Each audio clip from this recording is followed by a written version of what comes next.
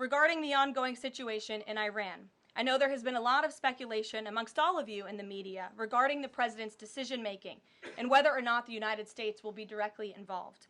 In light of that news, I have a message directly from the president, and I quote, "Based on the fact that there's a substantial chance of negotiations that may or may not take place with Iran in the near future, I will make my decision whether or not to go within the next 2 weeks."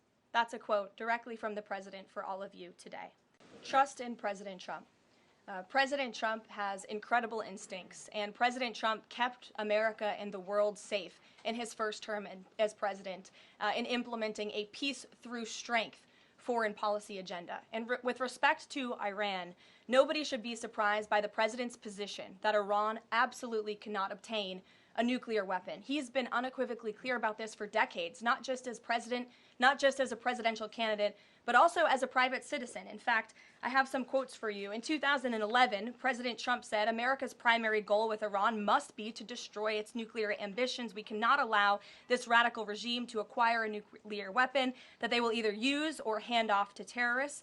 In 2015, the president said, "The problem is that Iran poses an existential threat to Israel, our Middle Eastern allies, and the United States." And of course, the president has repeated that in his first term as president and his second term as president as well. That's why he was adamantly opposed to the disastrous Iranian nuclear agreement that was implemented by President Obama. And it's why he has given great latitude and given a lot of effort to achieving a diplomatic solution. But he's been very clear. Iran went for 60 days when he gave them that 60-day warning without coming to the table. On day 61, Israel took action against Iran. And as I just told you from the president directly, he will make a decision within 2 weeks.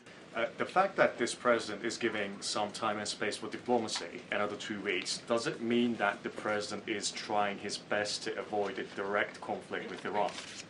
I think the president has made it clear he always wants to pursue diplomacy, but believe me, the president is unafraid to use strength if necessary.